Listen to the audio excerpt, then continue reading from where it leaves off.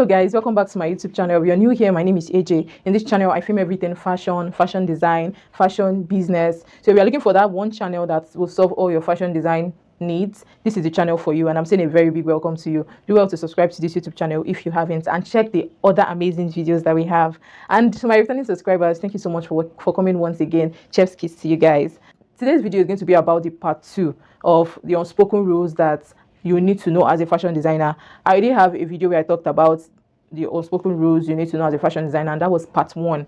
The video was going to be too long, so I had to break them into 2. We have unspoken rules that guide us. We have things that are not said every day, but everybody just knows that this is what you need to know, right? Some people call it street smarts. Those are unspoken rules. In fashion, we also have something like that. So we have unspoken rules that you just need to know. You may not hear it, but we are privileged to hear it. Please hold it, and I'm giving you that privilege to hear it, or to add to the ones you know already. So follow me, let's do this.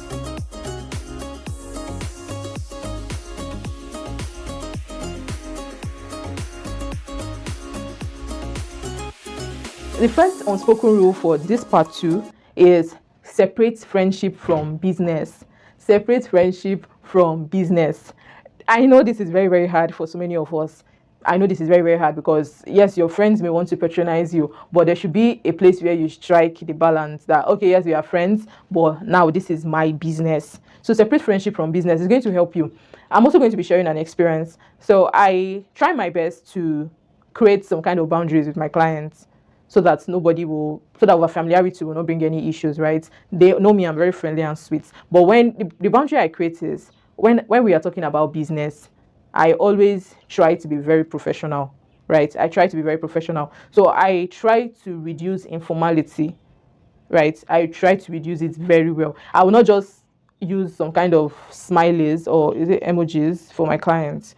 On a normal day, maybe they just chat me up. Alpha, fashion designer, you dinner, no problem. But when we are talking about business, like maybe they're asking a question, how much is this design? Or can you show me some designs? I try to be very professional about it. Even the way I curate the message, the way I speak, the tone I use, the way I reverence them. There's always a kind of formality to it, because this is business. You don't have to be Vicky James before you know that you have to be professional with your business. You don't have to be Maya Tafo in the male fashion before you know that you have to be professional with the business. How you carry your business as a small business owner is what's going to help you to become that professional when you become bigger. So it's what you are doing now that will channel what you will do later. Okay, in simplest terms. So learn to be professional with your clients, the way you talk to them when it comes to your business. Don't be rude. Professionalism does not mean you should be rude. It just means you should be polite and formal. Let me give you something that happened to me months ago. So there was this client that I got. She's a very amazing person, very sweet girl. We got talking, and because of how much we talked, we now became close. Like, we now started vibing on a friend level that is also patronizing me, right? So there were some things that happened that I just knew that there is no exception to your boundaries. There is no exception to your rules, right? So there were outfits I made for her that she made initial deposits. You know, when you tell someone that, okay, the cost of this outfit is 30,000 and they pay you 28, and they pay you 28, so, like, they pay you upfront 28. She's actually a very sweet girl. She pay you upfront 28. You now deliver the outfits, and she now wears it, and you're like, Afana, you know, balance the body. She say you're bigger than 2K. So you understand. So she didn't do that a lot. But she's a very sweet girl anyway, so it's not so much of a problem. But I learned that when it comes to my business, I should always set boundaries. I should make no exception, because actually there is no exception to your boundaries. There is no, anytime you make an exception, there will always be something that will make you say, I wish I didn't. or something that will make you regret anyway. So try to separate friendship from business. You are friends to that person, you're friends with that person, but your brand is not friends with that person. When you understand that you are working for your brand, there are times that, like, when I introduce myself, when it comes to my brand, I say I'm the creative designer. I do that to make me know that I am working for my brand. So anything that has to do with my brand has to come from a company perspective, has to come from a very professional perspective, right? So I am friends with this person, but my brand is not friends with this person. So when I am representing my brand, or we're trying to discuss business, it has to be business every time. So learn from me and learn to separate friendship from business. Two of them cannot meet. The next one is a clean workspace builds confidence. A clean workspace builds confidence. This has nothing to do with being claustrophobic, or it doesn't have so much to do with that. Even though people that have claustrophobia will struggle with being in a dirty workspace or a tight workspace, but I think it's just the way the normal human nervous system works. If a place is choked up, if a place is dirty, you will not have the motivation to work, you will not have the confidence to work. So, and you know that fashion design is one business or is one skill that generates a lot of waste. So we have waste every time. There are times that work really gets very busy. Like I have so many clothes to cut, and sometimes I just try to push the scrap at the back of the door because there's no time to clean up this space. But the implication of doing that over time is there are times that I actually come to work and I just have this headache.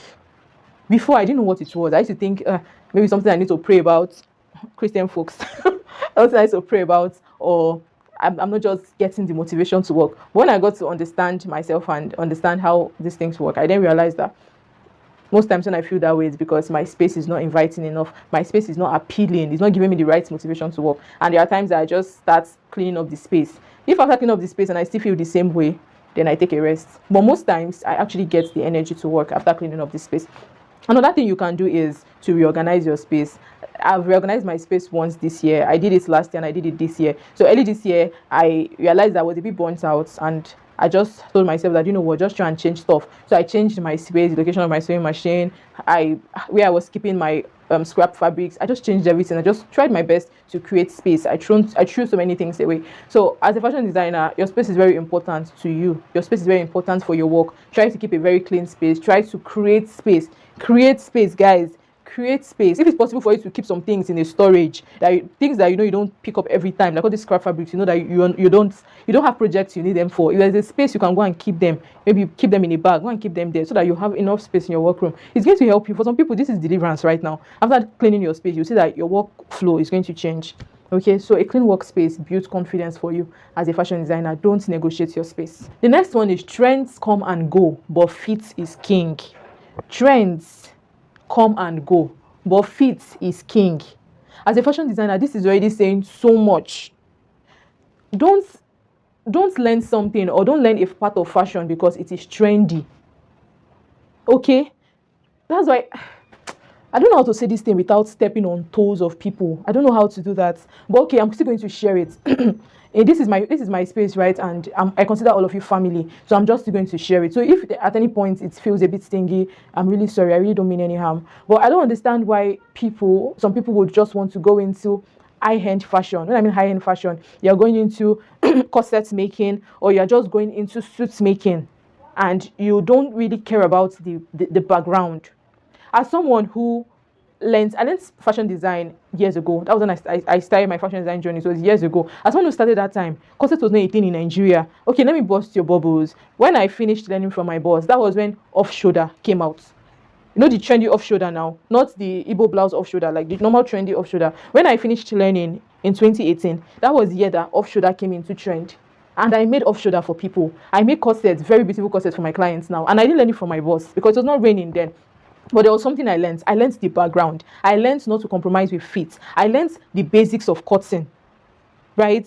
Those things, I learned the background. So because I already knew the background, corset was not a very hard thing to learn. It was not a very hard thing to grasp. I make suits okay, you can see this one I'm wearing. It's a blazer. I made this a double-breasted blazer. I didn't learn this from my boss because that time it was not really a thing. But because she already taught me the basics, I knew how to understand when someone is teaching corset. I can easily grasp it. That helped me a very long way. So please, I want us to focus on the basics, focus on the foundation. Even the Bible said that if the foundation is destroyed, what can the righteous do? Focus on your foundation. Try to build from down up, not from upper, right? Your foundation is very important. All these trends will come and go. I'm not shocked when in my children's generation, they will not know what Ashwabi corset is. They'll have something else. But as a fashion designer, we used to be relevant then. So try not to see, understanding that trends come and go, and trends should not define you, or trends should not be your focus as a fashion designer. It's going to help you stay relevant. It's going to really help you stay relevant. Okay, so trends will come and go, but fit is very important. So don't compromise on fit. Don't compromise on it. Have this understanding and please run with it. The next one is your appearance is part of your brand. In my video when I was talking about how to network, how to market your brand as a fashion designer, how to market your business, there was a part where I talked about how you look, your appearance. As a fashion designer, your appearance is part of your brand. Your appearance is part of your brand, right? You're a fashion designer. You should be looking like a fashion designer. As a fashion designer, you should look like your brand. So you should wear your outfits, wear them well. One of the things I'll tell you is learn fashion styling, understand your body type, and sew for your body type. Before you start trying to understand other people's body type, I want you as the creative designer, as the owner of the brand, I want you to understand your body type and style for your body type. Your appearance is part of your brand as a fashion designer. Please and please don't compromise with it. Okay, you're a fashion designer, so look like one. Come visit, meet your clients, wear neat clothes, look good. Look good. See, when you look good, if you are calling 1 million for a client, they will look at you and they'll know, yes, this person has handled 1 million, even though you have not handled it before, right? You are in Tanzania, you are a Tanzania, or you're a millionaire. Okay, let me use it. You're a millionaire, try to dress like a billionaire, right? You're always looking ahead. It's not fake life. It's not fake life. It's upgrade. Look the parts. So that when you call some kind of price for your clients, they'll not look at you and say, this will not touch that kind of money. No, they'll know that, yes, this person must have held this kind of money to speak well of you, to speak well of your brand. The next one is network with other fashion designers. See, when they say nobody is an island, it is a life principle. Nobody is an island, right? Network with other fashion designers. Don't feel like, don't try to create competition where there's competition, but don't try to be the one that will be starting competition. Don't have that kind of mindset. Instead of competition, think to collaborate. Right? Think to collaborate. As a fashion designer, do you know you can even make money from other fashion designers? I have a friend that is making money from my brand. You get? So it brings clients for me. It brings clients for me, and I make clothes for them. He's the one, he pays me, not them. I don't know these people. These people don't have any business with me. So he just asked me, how much will it take for you to make this dress? I give him my own price. He had his own price and tell his clients, and they pay him, and he gives me my own cuts. For those designs, I really don't post them on my page because it's I just take it like it's not my work, right? So I really don't post them on my page, but that's not really a thing anyway. This is not me telling you that I should not post things like that, but personally I just feel I shouldn't, because the owner can see it and be like, is this on my clothes, who is this person, and all that. I really don't want to bring up, no, the Bible said that wisdom is profitable to direct, right? So I really don't post those pictures on my page, but I make good money from those clothes because I don't post them on my page. I make sure that I charge well. Sure, you get? I make sure that I charge well for it. So network with other fashion designers, and it's a win-win situation, because for me, I'm making money, for him too, is making money, right? So collaborate with other designers. Nobody is an island. You can get customers from other fashion designers. Okay, a time will come now that me too, I have plenty work. I'm looking for fashion designer, I'm looking for a tailor that will say, where are you around my locality, please help me to do this one, I'll pay you. Those are the ways we help each other. Collaborate. You have a project, you can network with other fashion designers to bring it to life. I have like a fashion design community. We are 3. If we have issues, everybody will put their head to make sure we find solutions to that style. Everybody will come together, 3 of us. The community comprises of 2 female fashion designers and 1 male fashion designer. If the male fashion designer brings a style and is like, now sabi this neckline, let me try to use English because my community is only Nigerians. So if he brings a style and says, do you understand this neckline? Even if nobody understands, everybody will put their head to make sure that we try and solve that problem. And it's always beautiful like that. It's a very beautiful community we have among ourselves. Even for the female fashion designers, or even for me, if there's anything, we always ask ourselves. If customer is stressing you, you have someone you can call and say, so this is my customer. Oh, dear, don't get me. See what my customer did to me. And they'll just calm you. They'll just make you understand that don't worry, it's the business. Just calm down. We go again. So I've been able to build this community for myself, and I can tell you it is very beautiful. Network with other fashion designers. There's something I used to tell them. I used to tell them that right now we are 3 growing fashion designers. Very soon we'll be like Vicky James and Prudential Gabriel. Then I used to tell the guy as well that very soon we'll be like Vicky James, Prudential Gabriel, and Maya Tafu. I don't know if Maya Tafu is close to them, but like we'll be a trio of big fashion designers like that. So that is what I used to tell them, and it used to bust our head. Anyway, network with other fashion designers. It's beautiful and it's to help you. The next one is never stop learning. I think I've said this many times in my channel. Never stop learning. As a family member, speaking to a family member on AJ's YouTube channel, I'm telling you, never stop learning. As a fashion designer, never stop learning. The fashion space is dynamic. It grows. Styles come into trend, just like trends come, and these trends come with new styles, new techniques. Try and learn it, even if you're not going to make it for any clients, but learn it for yourself. Learn it to know it, because you never can tell when the opportunities will come, right? So never stop learning. Always learn. Always try to learn. In fact, it should be a thing for you as a fashion designer that you should learn something new every day. Even if it's a new neckline that you don't know before, it is progress. Even if it's a new sleeve pattern you don't know before, you learned it. It is a progress. Curate your timeline. When we say learning, some of you used to think that it's something serious, like you need to go take a course or you need to watch a full YouTube video. If you can do that, it's amazing. But curate your TikTok. If you're someone that really scrolls TikTok, curate your TikTok in a way that you can be seeing people's fashion designers, all these fashion designers used to do DIY, fashion designers that used to post tutorials. Their videos will be popping up. You'll be learning things, okay? Please don't stick with your knowledge of 2020. Don't stick with your, for me, I should not stick with the knowledge of 2018. It has been long. So you have to keep learning, you have to keep improving, okay? The next one is difficult clients are expensive. Yes, as a fashion designer, we need clients. We need clients, and we'll try our best to keep them. We'll try our best to create a very great experience for them. But I can tell you that there are some clients that you may need to let go. Not all clients are your clients. This is really painful. This is really hard, but it's the hard truth. Difficult clients are expensive. Have you seen it?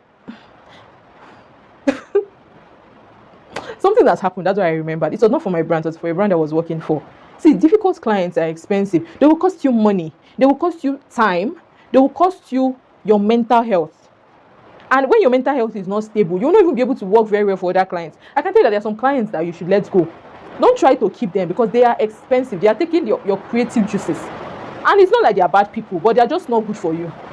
These people are some difficult clients are expensive. So try your best to, even though yes, you need clients, you need customers, the ones that are not helping you, the ones that you know that these ones, they are costing you so much, please let them go.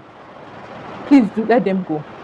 You've tried your best and it's not working. They are just very difficult. They are just hard. They just want to look down on you. They just don't want to. Please let them go. Okay? And I pray that God is going to give you clients that are for you. They used to say that clients we know they stress, now then they pay pass. I pray that God will give you clients like that. And the ones that will make you second guess yourself, the ones that will make you hate your craft, the ones that will make you ask yourself, are you sure you learn this thing very well? I pray that those ones will not come near you. And if they come, Holy Ghost fire will take them away. That sounds somehow. Amen. The last one is, this is not the last one, but this is the last one for part 2. Yes, if I get more, I'll also share it. So the last one for this part 2 is build a brand, not just a sewing service. Fashion designers, tailor, build a brand, not just a sewing service. These very amazing names, these very beautiful fashion designers that we know today, that anytime we think about them, we're like, God, when? They built a brand.